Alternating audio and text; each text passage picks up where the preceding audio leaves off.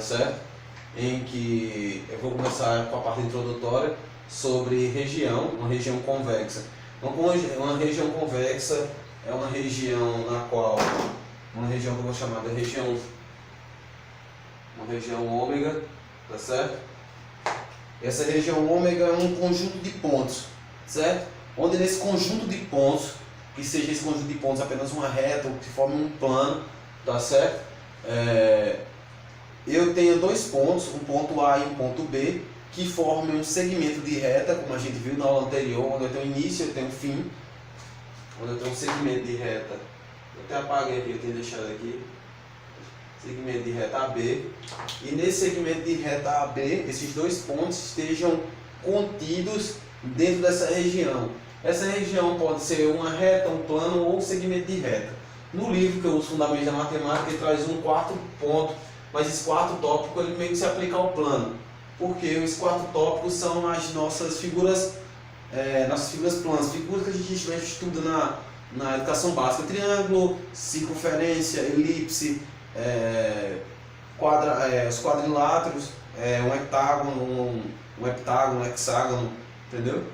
Então, um pentágono, essas figuras planas, tá certo? Então, eu vou explicar para vocês cada uma dessas três aqui, e a quarta são as nossas figuras planas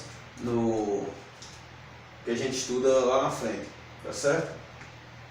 A gente tem aqui como região convexa, eu topo uma reta.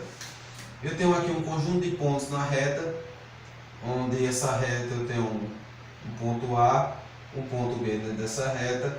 São pontos, como vocês podem ver, distintos, diferentes, e esses dois pontos aqui dentro dessa reta eu formo um segmento de reta. Com isso, essa região é convexa, onde eu tenho essa reta AB.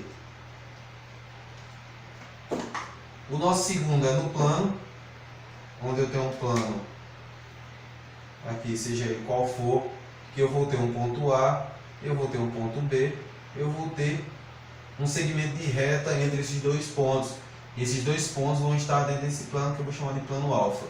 E no segmento de reta, se eu tiver um segmento de reta aqui, ó, RS, e nesse segmento de reta eu tiver um ponto aqui, outro ponto aqui, esse ponto B, esse ponto A, aqui eu formo o que? Um segmento de reta dentro desse segmento de reta, certo? Onde a B está contida em RS, então esse segmento de reta aqui é uma região convexa. E como eu tinha falado, mas vou mostrar aqui para vocês, um quarto ponto, que no livro ele traz como figuras, me falhou a memória, basicamente são figuras não estudadas ainda, porque ela vai ser estudada, essas figuras vão ser estudadas durante o livro. Eu não sei se foi esse o termo não, que ele usou. Então eu tenho um exemplo aqui, um triângulo, e eu tenho um ponto A, eu tenho um ponto B, e eu tenho aqui, ó, uma semi-reta ali. Deixa eu ver só para... Tá dando para ver? Eu tenho um ponto A, um ponto B dentro desse segmento, que seria o nosso quarto ponto. São as figuras que ainda não, teoricamente, não estudamos ainda. Tá certo? Então aqui é a nossa parte introdutória da nossa região convexa. Em relação ao nosso postulado de separação dos pontos de um plano, nós temos um plano todo aqui, ó. Esse plano todo. Incluindo tudo isso aqui. Esse plano eu vou chamar de plano alfa. Vou dar aqui o nome aqui fora. Esse plano alfa ele é dividido em dois semiplanos. Porque dentro desse plano alfa aqui, ó, eu vou ter um alfa união, alfa duas linhas, alfa uma linha. Tudo bem? Será uma união desses dois planos. Então esse plano eu formei dois semiplanos, esse semiplano e esse semiplano. Sabendo que a interseção desses dois semiplanos é vazio. Então, eu tinha um plano, eu tracei uma reta R e eu dividi esses dois em dois semiplanos. Porém, esses dois semiplanos possuem o quê? Nenhum ponto em comum, nada em comum. Nesse plano alfa linha, eu tenho o quê? Tenho um ponto A, que pertence a esse plano alfa', e eu tenho um plano ponto B que pertence ao plano alfa, duas linhas. Esses dois pontos estão separados em semiplanos. Mas se eu traçar uma semirreta desse ponto A, eita, perdão, vai sair errado aqui. Desse ponto A até esse ponto B aqui. Deixa eu fechar aqui. E eu vou traçar uma semirreta. E essa semirreta ela vai passar aqui entre o ponto R. Não é isso? Isso aqui a gente viu no outro vídeo, quando eu traço duas semirretas ou duas retas no caso. Porque esse segmento de reta aqui ele é um segmento de reta de alguma outra reta. Suponhamos que é um segmento de reta de alguma reta. Ele é um pedaço de uma reta. Certo? Se ele é um pedaço limitado de uma reta, ele faz parte ainda tecnicamente de uma reta. Então eu tracei aqui, eu tracei uma reta R, isso aqui eles são o quê? São concorrentes, não é isso? Se eles são concorrentes, então eu tenho que o meu segmento AB, ele com a interseção com essa reta R, ela é diferente de vazio. Vocês conseguem visualizar? Tá certo? É diferente de vazio. Com isso eu faço o quê? Eu provo o postulado de separação de dois pontos de um plano. Então eu separei dois pontos de um plano para provar que eles estão fora do plano. Esse ponto A tem que pertencer a esse plano alfa e esse ponto B tem que pertencer ao alfa duas linhas. Por quê? Porque se eles estivessem no mesmo plano, como se tivesse um ponto C aqui, quando eu traçasse o segmento aqui, ele não cruzaria com essa reta R. Certo? Se eu traçar um ponto D aqui, um ponto D e eu traçar com esse ponto D, eu não vou ter o que? Não vai ser concorrente à reta R. Isso faz com que eles não estejam separados no plano. Então, o postulado da separação dos pontos de um plano. Esses pontos são separados em semiplanos, mas eles estão o quê? No mesmo plano. Mas para provar que eles estão no mesmo plano e estão em semiplanos diferentes, o que acontece? Eu traço essa semirreta aqui e vejo se ela cruza com R. Os dois semiplanos, uma reta R separando dois pontos. Tracei um segmento de reta, um segmento de reta entre A e B. E esse segmento de reta tem um ponto em comum com R. Esses dois são semiplanos de um mesmo plano, tá certo? Então eu provo que esses dois pontos em planos diferentes fazem parte de um plano maior, todo esse plano alfa. Então agora eu vou para a minha definição de ângulo. A minha definição de ângulo é em que eu tenho uma origem, vou usar o pincel preto aqui, um pincel verde mesmo. Eu tenho uma origem, que é o meu ponto O, e essa minha origem dá o ponto de origem de dois segmentos, duas semirretas. Quando eu traço a semirreta A, eu traço a semirreta B, sendo a semirreta AO diferente da semirreta OB. Com isso, eu formo um ângulo aqui, um ângulo AOB, tá certo? Onde O é a origem do ângulo, certo? Onde A e B, aqui ó, essa semirreta A aqui e essa semirreta B aqui são os lados do ângulo, tá certo? Então essa é a nossa definição aqui de ângulo, e agora eu vou entrar mais profundo no assunto de ângulo, tá certo? A gente tem, então bem segue aqui, ângulos consecutivos opostos pelo vértice e depois congruência e comparação de ângulos, onde a gente vai ter o postulado de transferência de ângulo também. Então aqui a gente tem ângulos consecutivos. O que são ângulos consecutivos? Precisa ver não, porque eu vejo um risco praticamente aqui. Precisa ver mais enfeite. Por ele tá aqui. Eu tenho dois ângulos aqui. Eu tenho um ângulo. Eu tenho um O, A, B.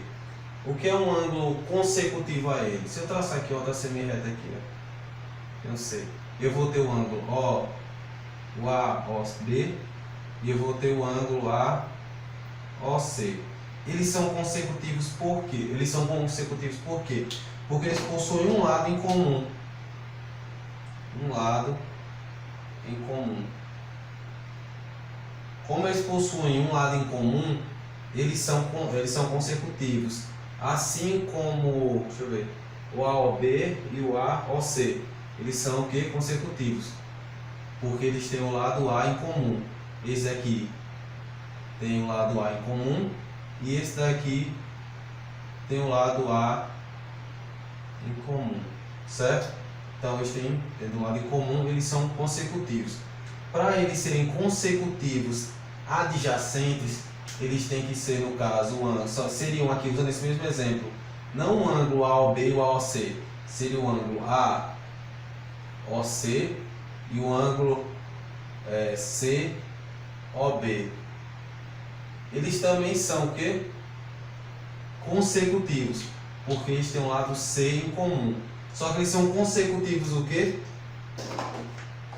Adjacentes.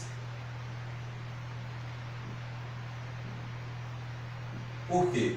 Porque para ser consecutivo ele precisa ter lados iguais. Para ser consecutivo adjacente, ele sendo adjacente ele já é consecutivo. Então não precisa dizer consecutivo adjacente, só dizer que ele é adjacente. Por quê? Porque ele possui, além de possuir um lado em comum, para ser adjacente ele tem que ter um lado em comum e não compartilhar pontos em comum. Como assim? O que tenho aqui, eu não tenho aqui, ó. Certo? Os pontos que eu encontrar aqui, eu vou encontrar apenas aqui. Os pontos que eu encontrar aqui, eu vou encontrar apenas aqui. Então eles são consecutivos, pois dividem o mesmo lado. E eles são adjacentes, porque eles não possuem pontos em comum. E para ser oposto pelo vértice, eu tenho um ângulo aqui, vamos arrumar um ângulo aqui, e o outro ângulo aqui. Por que esses dois ângulos são OPV, opostos pelo vértice? Porque eu tenho aqui um ponto O, deixa eu fazer aqui. Eu tenho B, A, C e D. Eu tenho uma semirreta aqui, eu tenho uma semirreta aqui, outra semirreta e outra semirreta. Para ser oposto pelo vértice, essa semirreta ela tem que ser oposta a essa semirreta. E elas são opostas. Essa origem O aqui ela segue para cá, essa origem O ela segue para cá. Elas são opostas, então, porque se eu unir essas duas semirretas aqui, eu vou formar uma reta AD no caso. Entende? Só que elas são, aqui no caso eu estou considerando elas como semirretas opostas. E aqui eu tenho a semirreta OB e eu tenho a semirreta OC, que elas são o quê? Opostas. Se ela, como eu tenho oposta com oposta, oposta com oposta, duas semirretas opostas, eu possuo dois ângulos o quê? Opostos pelo vértice. Significa o quê? Que esse ângulo vai ser congruente a esse. Com isso, esse ângulo também será congruente a esse. Tá certo? Tudo ok? Tudo de boa. Congruência e comparação de ângulos. Tá certo? Na congruência e na comparação de ângulos, nós vamos seguir três vertentes. Tá certo? Nessas vertentes a gente vai usar a reflexiva, a simétrica e a transitiva. No caso da reflexiva, nós vamos ter dois ângulos iguais congruentes. Reflexiva. Nós vamos ter o ângulo aqui ABO, é isso? Em que nós temos que o ângulo AOB será congruente ao ângulo BOA. Vê se vocês estão conseguindo enxergar aqui. Vocês conseguem ver direitinho. Estão conseguindo. Ela vai e volta um pouco. Tá certo? Nós vamos ter a simétrica.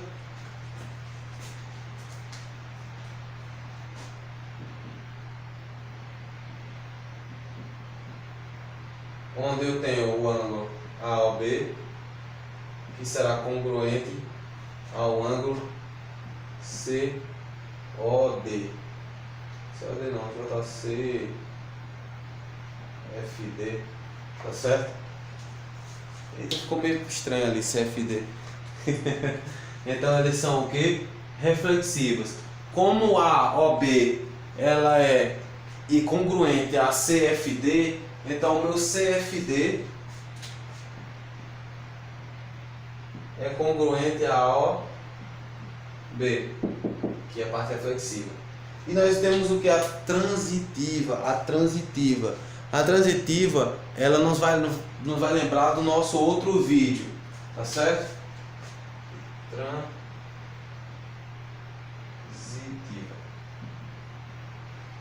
Se a OB é congruente a CFD e CFD é congruente a XYZ, logo XYZ é congruente a AOB. Então nós temos reflexiva, simétrica, transitiva. Antes de entrar na comparação, as comparações que aí eu vou ter que apagar de novo o quadro, então quem quiser tirar print, tire print. Eu vou ter que usar um postulado similar ao postulado que a gente usou no outro vídeo, que é o postulado de transporte de ângulos. Se a gente ver, ela vai ter uma correlação ao nosso postulado de transporte do outro vídeo, certo? O vídeo anterior de segmento de reta. Se eu tiver um ângulo aqui, ó, desse AB, ângulo AB, e eu transportar esse ângulo AB de maneira tal que eu vou ter um segmento, outro segmento, que eu vou ter uma olinha, a linha, e eu formar um ângulo, encaixar aqui, certo? Epa, vou deixar igual o desenho do não. Transportar de maneira que esse OA seja um segmento igual a esse daqui, e eu formar o mesmo ângulo que esse daqui, objetivamente eu vou ter um outro segmento aqui, ó, OB', certo? Porque se eu tenho aqui o O'A', eu tenho o O e o A, e eu transporto para cá e eles forem simétricos, forem congruentes, eu vou ter, congruentes, eu vou ter que esse OB vai ser congruente a esse O'B', formando o mesmo ângulo aqui, tá certo? Então o nosso postulado,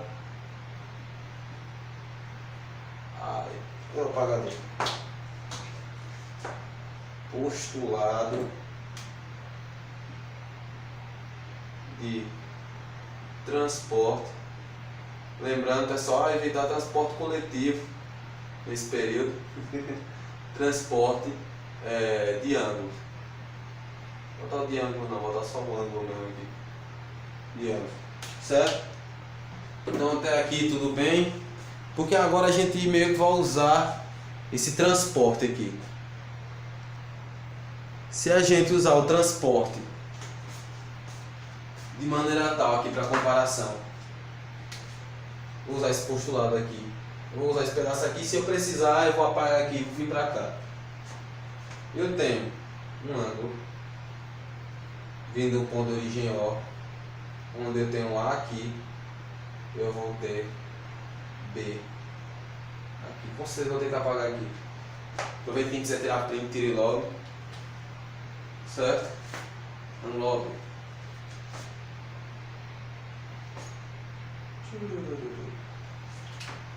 E nesse ponto O, deixa eu até apagar aqui para fazer mais bonitinho. Vamos usar o vermelho. Ângulo A, ponto B aqui, ponto O aqui. O que acontece? Se porventura eu traçar de três maneiras diferentes uma outra semi-reta aqui, de maneira que ela seja até consecutiva a esse ângulo, de alguma maneira, eu posso traçar de três maneiras diferentes. Eu posso traçar de maneira que eu tenho um segmento aqui, o segmento C. Se eu traçar o segmento C aqui, o que é que me ocorre? Usando a transferência postulado de transferência de ângulo. eu vou ter um ângulo AOC, que será menor, não é isso? Que o ângulo AOB. Por quê? Porque aqui, todos os pontos que eu colocar aqui vão estar também dentro de um ângulo maior, que será esse ângulo aqui. Então, se eu tiver todos os pontos daqui tiverem aqui, e aqui tiver mais pontos do que aqui, porque eu vou ter pontos aqui, ó, que não vão estar dentro desse ângulo aqui, que não vão estar aqui, ó, que não vão estar aqui, mas todos os pontos que estiverem aqui vão estar dentro do ângulo AOB. Então, a gente está fazendo uma comparação desses dois ângulos. Então, nessa situação, eles são o quê? São o quê? AOC é menor do que AOB. Simples. Aí eu vou apagar aqui, viu, pessoal? Deu uma bugada aqui no instante, mas eu volto normal no instante. A cabeça está meio girando aqui. É fome. Fome. Mas tamo aí. A outra situação é aqui. Traçando um ângulo. De novo, ó. A. B. E essa semirreta B também for uma semirreta C aqui. O que é que vai acontecer? O meu ângulo AOB será congruente ao meu ângulo AOC. No nosso último caso, se eu tiver o ângulo, de novo, vou botar o RS, que eu não sou nem obrigado a estar usando só AOB, AOC. O RS. Vou traçar aqui com o transporte de ângulo, outro ângulo aqui, ó. T. O meu ângulo ROS será menor do que o meu ângulo ROT. Por quê? Porque todos os pontos que eu tiver aqui dentro desse ângulo, ele vai estar dentro de todo esse outro ângulo, que é o ROT. Eu não posso dizer qual é maior entre SOT e ROS. Por quê? Porque no ROS eu tenho o SOT, o que tem de ponto aqui não tem aqui, o que tem aqui não tem aqui. Então eu não tenho uma comparação, não tenho uma medida, não tenho um valor numérico para me dizer qual desse é maior. Mas eu posso dizer que o ROS é menor do que o ROT. Então aqui foi a nossa congruência, a comparação, postulado de transporte de ângulo, é aqui os ângulos consecutivos e opostos pelo vértice. E agora vamos continuar no próximo frame, que eu vou tentar apagar isso tudo e trazer mais coisas. Espera aí. De ângulos, alguma parte de ângulos de hoje, desse vídeo. Amanhã mesmo, amanhã não, porque já é sábado, tecnicamente, na madrugada. Então eu vou fazer outro vídeo para postar isso, para postar no domingo, onde eu termino tudo de ângulos e tento trazer alguns exercícios que tem no fundamento, tá certo? Vou trazer alguns exercícios para resolver com vocês, são exercícios mais bestas assim, que vocês veem no ensino médio assim, ainda não estão no teor de provar as coisas, como vocês vão ver quando a gente chega em triângulos, como exemplo, que vão ser questões mais trabalhadas, tá certo?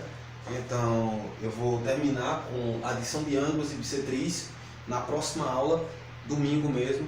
Eu vou trazer a parte de, se eu não me engano, ângulo reto, obtuso, ângulo agudo, as unidades de ângulo e tem mais alguma coisa. Ai Jesus, o que é que faltou agora? Ângulo suplementar, ângulo complementar, ângulo raso. Eu vou falar sobre isso e trazer alguns exercícios, certo? Exercícios sobre ângulos. Sobre os outros vídeos, se vocês comentarem aqui, eu vou trazer mais vídeo. Quem mais traz vídeo sou eu, tá certo? E vou tentar trazer mais vídeos durante a semana para não ficar tudo só no sábado. No sábado até ficar mais livre um pouco, poder trazer outros conteúdos. Trazer durante essa época aí que a gente tá de quarentena, tá certo? Então vindo aqui para adição de ângulos. Adição de ângulos eu tenho o seguinte caso. Se eu tenho um ângulo aqui, onde eu tenho uma reta interna S, semi-reta interna S, tem um T, eu tenho um R aqui, esse Tzinho é minúsculo, viu pessoal? Tenho aqui, eu tenho aqui. E aqui fora eu tenho o quê? Dois ângulos. Um ângulo. Aqui vai ser uma origem O, viu? Vou botar uma origem G. Eu tenho A, eu tenho B. Eu posso representar isso aqui só como AB, viu? Eles compartilham a mesma origem, então para não ter igual toda vez o G. Eu tenho um ângulo aqui. Tem que ser, esse ângulo tem que ser maior. Mais ou menos assim. C e D. Esse mesmo ponto G aqui. Se o meu ângulo AB for congruente a esse ângulo aqui, ó, ST, e eu tiver CD congruente a RS, lembrando que S é uma reta interna a todo esse ângulo RT, dentro de todo esse ângulo RT eu tenho uma semi-reta interna S. Se isso daqui eu provo isso daqui, eu tenho que ST mais RS é igual a RT. Com isso eu também tenho que AB mais CD também é igual a RT. Se eu pego também em outra situação, vou botar aqui nesse cantinho aqui, um ângulo maior, eu sei que esse ângulo maior AOB, que é o outro espaço, AOB, ele tem duas retas internas, C e D, e eu tenho uma reta aqui, um ângulo XYZ. O que eu tenho? Eu tenho que XYZ é submúltiplo desse ângulo AOB e que XEY aqui é congruente a AD, que é AD, que é AC,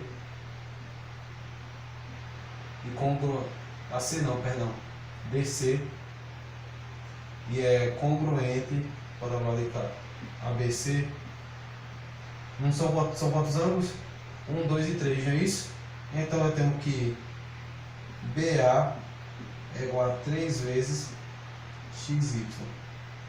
Se aqui fosse divididos em mais, eu diria que BA, se eu dividisse, se esse ângulo fosse dividido em diversas partes, N partes que eu não sei quais são, e todas essas N partes forem congruentes a XY, eu tenho que N vezes XY é igual a BA. Certo? Então isso é na adição de ângulos. E na questão da bissetriz, eu tenho por definição que se eu traçar uma semi-reta S num ângulo AOB, essa semi-reta S dividir esse ângulo ao meio, de maneira que o ângulo AS seja congruente a BS for congruente a esse aqui, logo a reta S, a semi-reta S, OS, ela é bissetriz desse ângulo. E para me provar que um ângulo ele só pode ter uma bissetriz, eu vou provar por absurdo. Tendo eu aqui um grande ângulo e eu traçar duas semi-retas aqui, X e Y, uma semi-reta A e outra semi-reta B aqui. Eu tenho todo o ângulo A, OB aqui. Estou dando OB. Eu vou provar para vocês que só pode ter uma bissetriz. Por quê? Porque eu tendo isso daqui, eu tenho duas suposições. Em que AY será maior do que AX, que BX será menor do que BY. Ah não, perdão, aqui ó. BY. Ou que, se eu inverter aqui Y, isso daqui for X, que AY será maior do que AX e que BY será menor, não, será maior do que BX. Com isso daqui, eles não são congruentes. Se eles não são congruentes, um é maior e o outro é menor, eles são diferentes. Se eles são diferentes, não podem ser bissetriz, porque esses ângulos aqui têm que ser o quê? Ó? Congruentes. Então, se eles não são congruentes, eu subentendo o quê? Que eu só posso ter uma bissetriz. Provando por absurdo, que era uma coisa que eu odiava fazer. Mas a gente tá aí para contornar esses problemas, tá certo? Muito obrigado, até a nossa próxima aula, tá certo? E amanhã eu vou ver se eu ainda acho tinta de pincel aí para colocar aqui, porque já foi aqui a tinta e os comércios estão fechando, tá certo? Muito obrigado, até a próxima aula.